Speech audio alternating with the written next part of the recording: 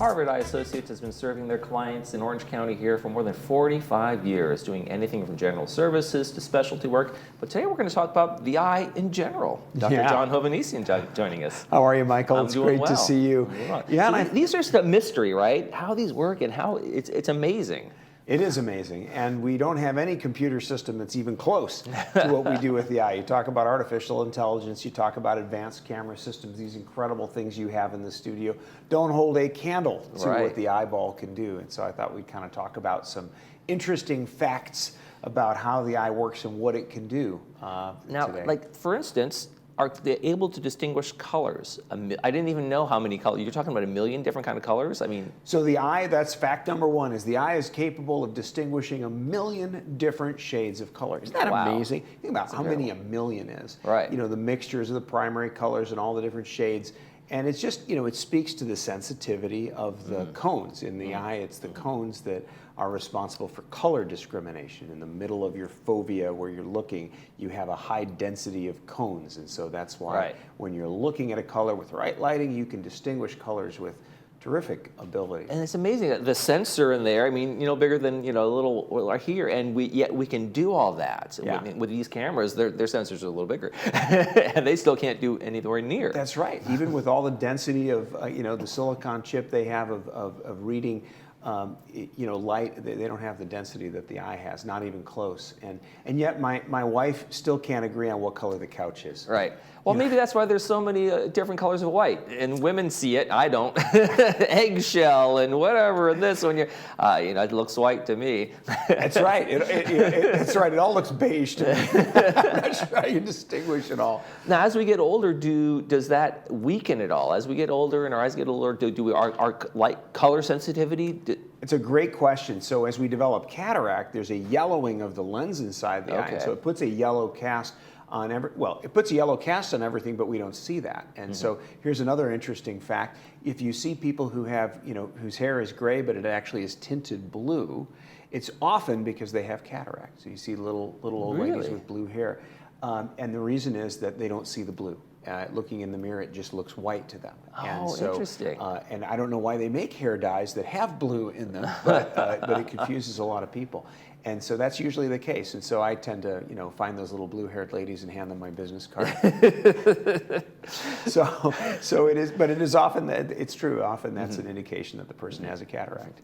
Now we went to Joshua Tree a couple years back. We did camping trips along a couple times, and I tell you, after the sun goes down, you can see the Milky Way, but it takes a while for the eyes to adjust to the darkness of that. And that's one of the things that the eye can do too, right? It can detect light, and you're saying at a single photon?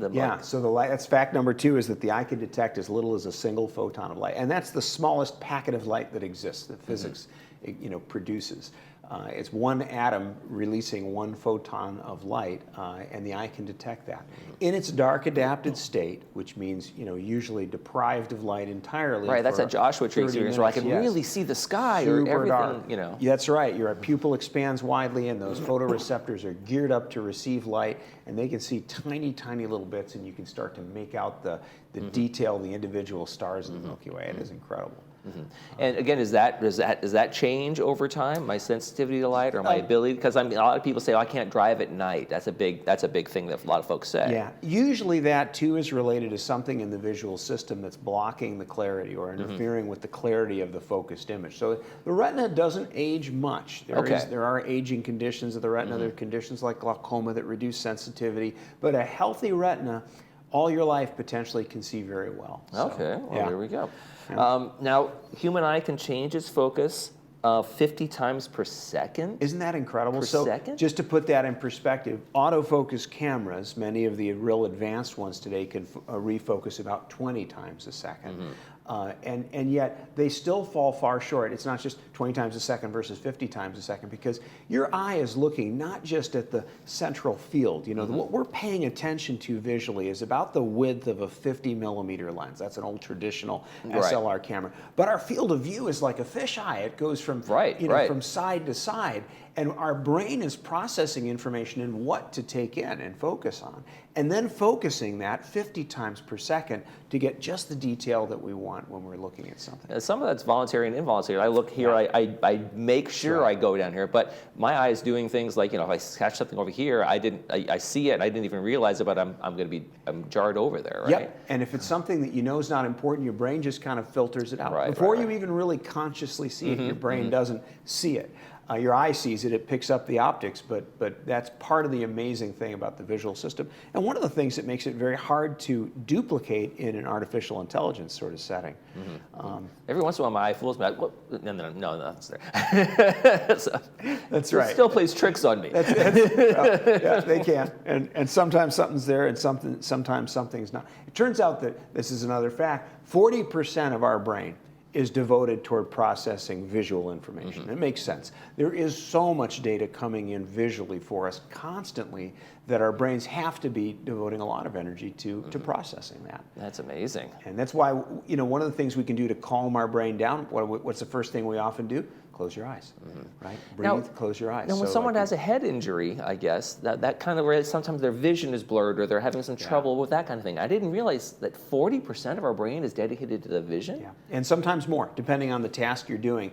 The brain can recruit parts of it. But, when your eyes are processing information, about 40% of your brain is relating to that. It has to do with your motor system. When you move your arm this way, if your eye sees the arm in a different direction, it really throws you off. That's why motion sickness occurs in an airplane when it's shaking and yet the environment is not shaking, or you're in a boat internally. All kinds of things happen to the body because the brain is wired to be visually oriented. Right. And so when we lose that, we're in trouble. Even if I have a mirror in my bathroom and then there's a mirror on the side, and all of a sudden my arm will come in the wrong way in that mirror, and I'll be like, there's some. And I love the little makeup mirrors you get in hotels sometimes. You can have so much fun optically with those things. This is what nerdy ophthalmologists do. Exactly. In hotels. Good times. So the human eye has a blind spot, right?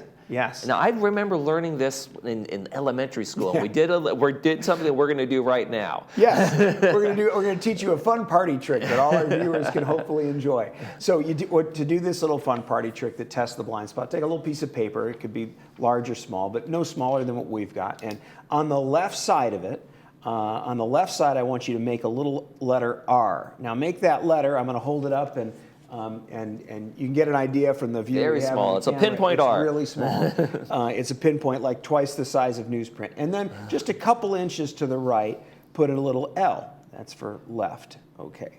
So the R and the L, just a small little letters, a couple inches apart. How'd you do? I think I got it. You passed the first part of the test. Yeah, those might be a little far apart, but I crushed it. How far they are apart determines on how far my eyes are wide apart. Yeah, that could be true. So what you're going to do is you're going to take this out kind of at arm's length and cover your left eye. We'll start with our right eye.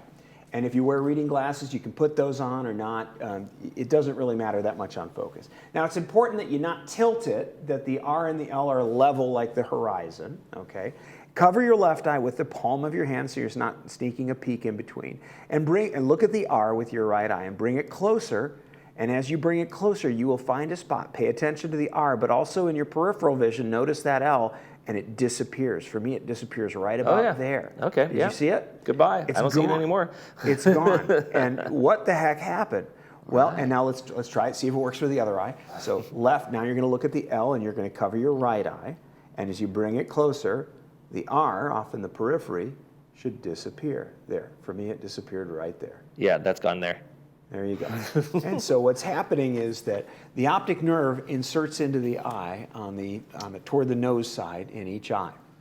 And the place that it inserts, there are no photoreceptors sitting over that spot. Okay. And so it is a blind spot. The eye is not capable of seeing there. Okay. Now, if you cover your eye and you look at the world, you don't see a black spot there. You don't see it. It just kind of seems like it's missing. In fact, when you brought this closer, it just looked like a white piece of paper in that. That's what the brain does. It fills in the missing information with the stuff around it. Okay. But the truth is, it can't see in that spot. And because our two eyes have blind spots that don't overlap, we don't see that as well. So we don't, when something's coming toward you in that direction, if you got both eyes working, you're still going to see it. You're good. Yeah. You're still going to see it. Isn't that cool? That is interesting. Show that to your friend. I'm going to keep this right here, and we'll take this to the next party. When you show I'm going to a party on Saturday. Everybody check out your blind spot.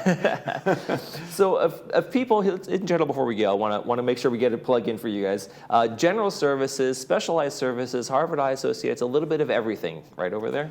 Yeah, most of all, it's a wonderful group of people. I get to work with the nicest doctors and staff in the world who really do care about our patients. That is if there's one thing that we're proud of and that we work hard to do, it's to treat patients the way they want to be treated. In addition, and because of that, we have the world's nicest patients, and because of that, we recruit the world's nicest doctors who work with us, and they're all experts in their field, university level, top name folks, and in all the specialties, from prescribing glasses and contact lenses, taking care of young adults, to the oldest age, and all the different specialties in eye care: retina, oculoplastics, cornea, glaucoma, and so on. So we have all of that, and it's just a joy to take care of our patients and be here, part of this great community. Absolutely. Dr. John Hovhannissian from Harvard Eye Associates, eye care, interesting facts, and party tricks. Go down and see him. Thanks for joining us. Good to see you, Michael.